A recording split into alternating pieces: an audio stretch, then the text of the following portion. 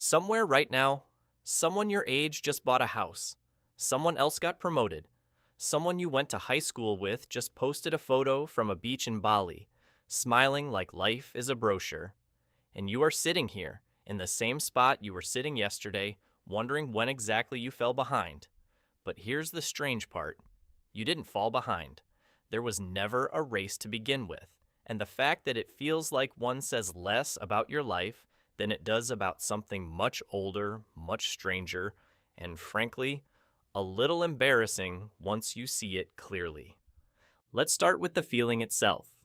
That tight, low hum in your chest when you compare your behind the scenes to someone else's highlight reel. Psychologists have a name for this.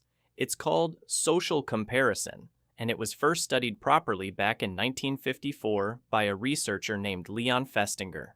His idea was simple. Humans don't actually know how they're doing in life using some internal ruler. There's no built-in gauge that tells you you are 73% successful. So instead, your brain borrows a ruler from the people around you. It looks sideways. It checks the room. That's it. That's the whole mechanism. You're not broken for doing this. You're running exactly the software you were given. Here's where it gets interesting, though. Festinger noticed something else. People don't just compare themselves to anyone. They compare themselves to people who feel close enough to matter. You don't feel behind a Fortune 500 CEO. That's not even on the radar. It's too far away to sting. But your old college roommate who's now running a small business, that one stings. Why? Because your brain isn't comparing you to humanity. It's comparing you to your peer group, the people it has decided are supposed to be like you. And for most of human history, that peer group was about 150 people. The people in your village, the people you hunted with, gathered with, raised children next to. Now pause and think about what you're comparing yourself to today. It's not 150 people anymore. It's everyone. Every classmate, every acquaintance, every stranger with a good camera and a worse personality than their feed suggests. Your brain, the same one built for tracking a small handful of villagers, is now trying to rank you against several thousand curated highlight reels a week. No wonder it's exhausted. Imagine asking a calculator from 1985 to run a modern video game. It's going to overheat. That's basically what's happening between your ears. And it's not just that there are more people to compare to. It's what you're seeing of them. A 2018 review of studies on Facebook found something consistent. The platforms didn't just expose people to others' lives, they exposed people specifically to the parts others chose to broadcast. Nobody posts the Tuesday they spent crying in a parking lot. People post the wedding, the promotion, the body they worked 4 months for. So you end up comparing your full, messy, unfiltered life, the one where you've seen every boring and painful frame, against other people's trailer. That's not even a fair fight. That's like judging your rough draft against someone else's final cut. There's another wrinkle to this that makes it even stranger. Festinger's original theory also pointed out that people tend to compare themselves most intensely to others who are close in ability or circumstance, not far away. You don't compare your cooking to a Michelin chef. You compare it to your sister-in-law, who made that one dish at Thanksgiving that's apparently still being discussed in the group chat. Distance protects you. Closeness is where the comparison actually bites. And on social media, everyone feels close. A stranger halfway across the world, doing something impressive, gets piped directly into your pocket with the same intimacy as a text from your best friend. Your brain doesn't have a setting for, this person is a stranger I will never meet. It just sees a face, a name, a life update, and files it under someone like me. That's the glitch. That's the whole glitch, really, dressed up as a notification. There's a particularly funny, slightly cruel detail buried in some of the research on this. Studies on Facebook and well-being have repeatedly found that it's not active use, posting, commenting, messaging friends, that correlates with feeling worse. It's passive use, scrolling, watching, just standing at the window of other people's lives without ever opening your own front door, which means, in a very literal sense, you can make yourself miserable doing absolutely nothing. That's an impressive achievement for evolution to have accidentally built into you. You didn't even need to try. Here's a question worth sitting with for a second. When was the last time you felt behind someone you didn't actually know that well? Probably recently. Probably today even. And here's the dry, slightly humiliating truth about it. Most of the time, you're not even comparing yourself to a real person. You're comparing yourself to an edited highlight reel of a person, then losing to them. So if comparison is built into the operating system, are we just stuck? This is where it's worth going back, way back, to people who were wrestling with this exact feeling almost 2,000 years before Instagram existed. The Stoics. Specifically, a man named Epictetus who was born enslaved in the Roman Empire and somehow became one of the calmest minds in history. Epictetus built his entire philosophy around one core idea, and it's almost annoyingly simple once you hear it. Some things are in your control, and some things aren't. Your reputation isn't fully in your control. Other people's timelines aren't in your control. Whether your old roommate buys a house before you do, not even slightly in your control. But your effort today, your choices, your attention, your next decision, completely, entirely in your control.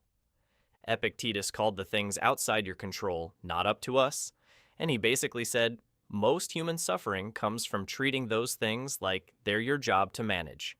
You don't fail because someone else succeeds. You fail in the Stoic sense when you spend your one limited supply of attention worrying about a scoreboard that was never yours to read in the first place. It helps to picture how Epictetus actually lived this out.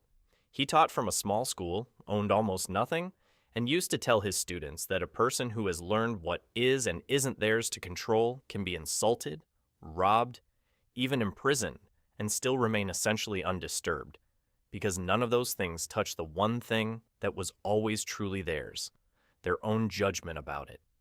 That's a wildly high bar. Most of us aren't trying to achieve unshakable calm while being robbed. Most of us are just trying not to spiral because someone posted a kitchen renovation. But the underlying math is identical. The renovation isn't yours to manage. Your reaction to it is the only variable you were ever actually holding. There's a particular kind of modern tragedy in this. We have more access to other people's lives than any generation in history, and somehow it's made us less sure of our own. The Stoics didn't have Instagram, but they absolutely had the village version of it. The gossip, the comparisons, the so-and-so's son just got promoted in the Legion conversations at the market. Seneca, another major Stoic voice, wrote letters warning his friend Lucilius about exactly this trap. He pointed out that envy comes from looking at what other people have instead of looking at what you actually need. Seneca's line of thinking was almost mathematical. No one is rich enough that their wealth feels like enough once they start measuring it against someone richer. There's always a richer someone. There's always a someone who looks more ahead. The chase never ends because it was never designed to end. It's a hamster wheel with extremely good lighting and a 4-star wellness influencer cheering you on. Modern research backs this up in a way the Stoics would probably find satisfying, in an I told you so sort of way. Researchers Penelope Lockwood and Ziva Kunda ran a study in 1997 looking at how people react to seeing someone successful in their own field. What they found was fascinating. If the successful person felt achievable, close enough that their success felt like a roadmap, people felt inspired. But if that same successful person felt completely out of reach, the comparison didn't inspire anyone. It deflated them. Same achievement. Same person. Completely different effect, depending entirely on how the viewer framed the distance between themselves and that success. In other words, feeling behind isn't really about the other person's life at all. It's about the story you've quietly decided to tell yourself about the gap between you and them. Change the story, and the entire feeling changes with it. That's not a Stoic platitude. That's something researchers actually measured. So here's the modern mirror, the part where all of this lands back on your actual Tuesday. You open your phone. You see someone's announcement. Your stomach does that small, familiar drop. In that exact moment, you have a choice that almost nobody pauses long enough to notice they're making. You can let your ancient comparison wiring run its default program, the one built for tracking 150 villagers, now misfiring on several thousand strangers. Or you can ask the Stoic question underneath it. Is this actually about me, or is this just my brain doing the only trick it knows? Because here's the thing nobody tells you about being behind. Behind assumes there's a single track everyone's running on, with the same start line, the same finish line, the same pace expected of you. There isn't. There never was. Your roommate's house, your old classmate's promotion, the stranger's beach photo, none of that is a checkpoint on your map because you're not even running their race. You're not behind. You're just somewhere else on a path nobody else can see because it's yours. There's a small, practical version of the Stoic move you can actually use the next time that tightness shows up in your chest. Not a mantra, not a vision board, just a single honest question. Is the thing I'm reacting to actually mine to control? Most of the time, the answer is no. The promotion isn't yours. The wedding isn't yours. The vacation isn't yours. What's yours is the next hour. What's yours is whether you go back to the thing you were already building before the notification interrupted you.